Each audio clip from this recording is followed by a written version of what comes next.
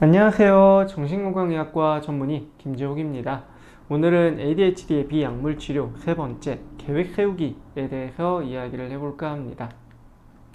자, 이 계획 세우기의 기본 전제가 있습니다. 이게 준비가 되어 있지 않다면 앞에 이제 비약물 치료 첫 번째, 두 번째 강의를 다시 보시고 시도해 보셨으면 좋겠습니다.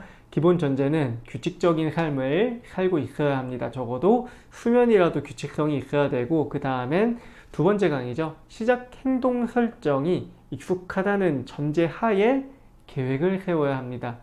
그 이유는 이 아래와 같아요. 일단 일상의 규칙에서 벗어나는 것들에 대해서 계획을 세워 실천하는 훈련입니다. 루틴을 만드는 것은 1단계예요.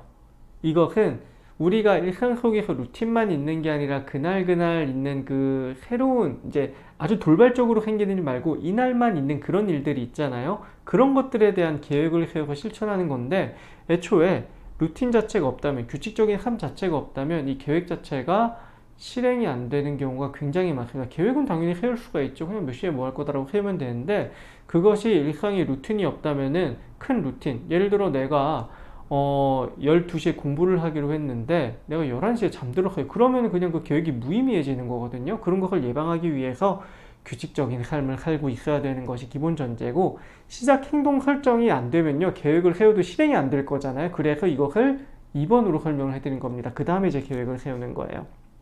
그래서 이런 것들이 다 무난하다면요, 나에게 주어진 일들의 리스트를 전날 저녁이나 당일 아침에 5분에서 10분 이내에 작성하시는 겁니다. 너무 긴 시간을 들이지는 않아요. 그래서 리스트에 딱딱딱 적는 느낌으로 그냥 가시는 겁니다. 전날 저녁, 내일이 쓸 일을 그 전날 저녁에 적으셔도 상관없고요. 또는 당일 아침에 내가 일찍 일어나는 게 이제 익숙하다면은 이때 5분에서 10분 정도만 작업을 하시는 겁니다. 저는 이 틀을 이제 권해드립니다. 당일 아침에 작성한 것 예시예요. 그래서 시급함과 중요함으로 나누어서 이 칸을 채워나갑니다. 그래서 가장 시급하고 중요한 건 내일 시험 공부고, 시급한데 좀 덜 중요한 건 스마트폰 충전이 지금 잘 되고 있는지 확인한 거. 왜냐면 스마트폰 꺼지면 여러모로 불편하잖아요. 그래서 시급하긴 하지만 덜 중요하죠. 당장 중요하진 않으니까요. 덜 시급한데 중요한 것은 모레 시험 공부가 있을 거고요.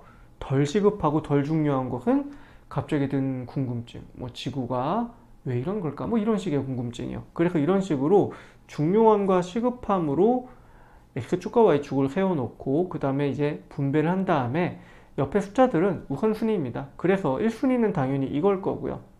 2순위는 이 두 개를 고민하다가, 그래, 오늘 하루에 대한 2순위는 이게 될 수도 있겠죠. 그래서 이걸 2순위로 세우고, 이거는 3순위로 세웠어요.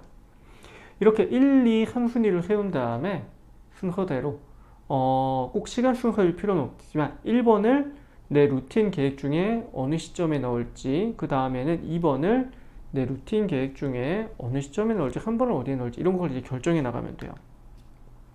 그래서 이 우선순위 계획 세 가지를 하루 루틴 일정 중간에 끼워 넣으면 되는데, 중요한 건 시간 여유를 분명히 두셔야 됩니다. ADHD가 계획을 세울 때 가장 실수를 많이 하는 포인트가 시간을 너무 타이트하게 잡아요.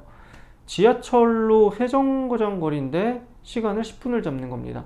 앞뒤로 이제 걷는 거리도 있고 뭐 이것저것 좀 복잡해질 수 있는 그 가능성을 비교적 덜 판단하시는데, 그래서 앞뒤로 여유 시간을 두고 계획을 짜시는 것을 권해드리고, 마찬가지로 성공 가능성이 90%인 정도로 이 계획 세 가지를 추가하시는 거예요. 이 세 개 추가하면 성공 가능성이 90%가 안 될 것 같다 하면요, 가장 마지막 계획은 깔끔하게 포기하는 겁니다. 그런데 하지 말라는 건 아니에요. 계획을 포기하는 겁니다. 계획은 포기하고 여유가 생기면 3순위는 해야겠다 정도로 머릿속에 생각을 가지고 있는 겁니다.